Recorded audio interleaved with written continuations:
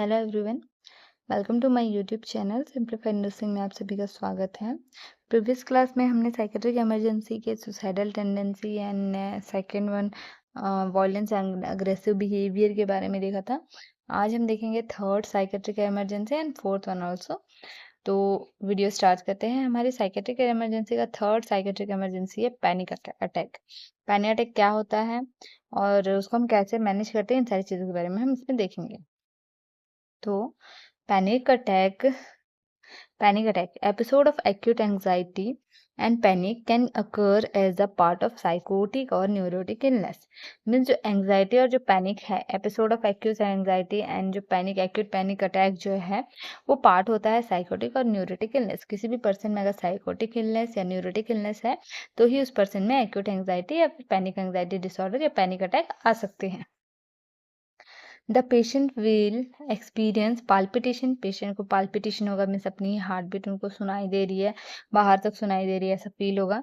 Sweating, पसीना आएगा। Rumours, उनको लगेगा कि रूमर्स हो रहे हैं टाइप से। फीलिंग ऑफ चोकिंग, ऐसा लगेगा चोक हो गया है मेरे गले में कुछ।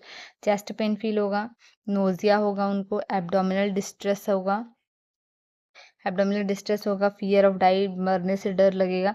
पैरेस्थेशिया मीन्स चिल्स के साथ स्वेटिंग होंगे, कंस्टेंट स्वेटिंग होंगी वो। चिल्स और हॉट फ्लैशेस मीन्स चिल्स और हॉट फ्लैशेस भी होंगे। तो ये सारे पैनिक अटैक्स हैं। अब हम पैनिक अटैक को मैनेज कैसे करेंगे? तो सबसे पहले हम रीएश्योरेंस देंगे फर्स्ट कि आप काम हो जाइए। काम करेंगे पेशेंट को और रीएश्योर करेंगे कि जो पैनिक एंग्जाइटी कॉज कर रही है वैसा कुछ नहीं है, या फिर जो भी कॉजेज है उनको रिलीव करने की कोशिश करेंगे। कॉजेज है उनको रीएश्योरेंस देने की हम कोशिश करेंगे। कॉजेज को फाइंड आउट करेंगे। अगर इन दोनों के बाद भी पेशेंट ठीक नहीं होता है तो हम डायजेपाम 10 mg और लोराजेपाम 2 mg में भी एडमिनिस्टर करेंगे उनके पैनिक एंग्जाइटी पैनिक अटैक को रिलीव करने के लिए। तो ये था panic attack. Next fourth psychiatric emergency है कैटाटोनिक स्टूपर। स्टूपर मीन्स समझ रहे हो, कैटाटोनिक स्टूपर मीन्स जो साइकोमोटर एक्टिविटी है। कैटाटोनिक इस वर्ड से belong to psychomotor activity. Stupor means retarded हो जाना, स्लो हो जाना। तो stupor is a clinical syndrome of akinesia and mutism but with relative preservation of conscious awareness. तो एकानेशिया क्या होता है? एकानेशिया मीन्स हम लोग क्या बोलेंगे, इज द लॉस और impairment of the power of voluntary movement.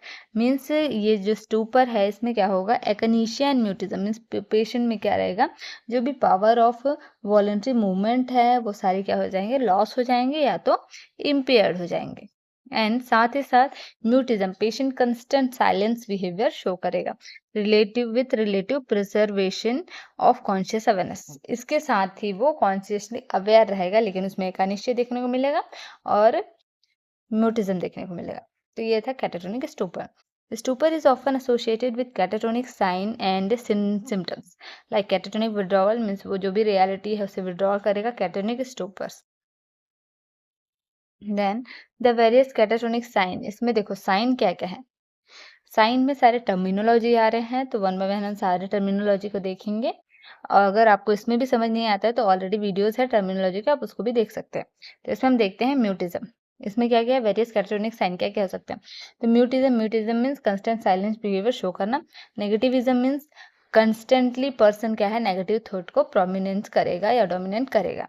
स्टूपरस means decrease psychomotor activity. Ambitendency means a state of being pulled to opposite direction where when attempting a voluntary movements। कुछ भी to opposite direction को follow करना। Echolalia means repetition of words। Echopraxia means repetition of movement। Autonomic obedience means patient में ऐसा behaviour हो जाएगा कि वो बिना कमांड के भी किसी भी वर्ड्स को, किसी भी एक्टिविटी को ऑटोमेटिकली ओबीडियंट करेगा। पोस्चरिंग मीन्स कंस्टेंट, बिना कमांड बिना किसी ऑर्डर के वो कंस्टेंट एक ही पोस्चर शो करेगा। मैनरिज्म मीन्स है habitual often repetitive and involuntary movement और gesture that are characteristics of an individual. इसमें क्या करेगा पर्सन, रिपीटेटिवली इनवॉलेंट्री मूवमेंट और गेस्चर को शो करेगा मैनरिज्म में। देन स्टेरियोटाइप में repetition of non goal directional movement और वर्बलाइजेशन, कोई भी नॉन गोल डायरेक्शनल मूवमेंट और वर्बलाइजेशन को वो रिपीट करेगा। तो ये थे सारे साइन ऑफ कैटाटोनिक स्टूपर के। आई होप इतना आपको समझ आया हो। नेक्स्ट हम देख लेते हैं कि हम इसको मैनेज कैसे करेंगे। अगर किसी पर्सन में कैटाटोनिक स्टूपर होता है तो हम उसको कैसे मैनेज करेंगे। तो कैटाटोनिक स्टूपर का मैनेजमेंट क्या रहेगा, इंश्योर पेशेंट एट एयरवे। हमको क्या करना है, patent airway. Patent airway means patient को चोकिंग फील हो रही है या फिर इस तरीके का फीलिंग आ रहा है कि चोकिंग हो रहा है, डिस्ट्रेस हो रहा है, तो सबसे पहले हम पेटेंट एयरवे चेक करेंगे, आईवी फ्लूइड एडमिनिस्टर करेंगे, collect history and perform physical examination perform करेंगे, draw blood for investigation before starting treatment. हम जो भी इन्वेस्टिगेशन है वो ट्रीटमेंट स्टार्ट करने से पहले इन्वेस्टिगेशन कलेक्ट कर लेंगे। Other care is the same as for the unconscious patient. Then other rest of the care, जैसे अनकॉन्शियस पेशेंट को हम केयर करते हैं वैसे ही, जैसे पेशेंट को असेस करना, पेशेंट को वॉलंटरी एक्टिविटी में हेल्प करना, पेशेंट के जितने भी वाइटल साइंस है उसको कंस्टेंट मॉनिटर करना, पेशेंट का एयरवे हमेशा पेटेंट रखना, जो भी उनकी डेली एक्टिविटी है अनकॉन्शियस पेशेंट को कंस्टेंट मॉनिटरिंग में रखना और उनके जो भी एक्टिविटी है उसमें सपोर्टिव केयर प्रोवाइड करना, इन सारी चीज़ों को हम मैनेज करेंगे।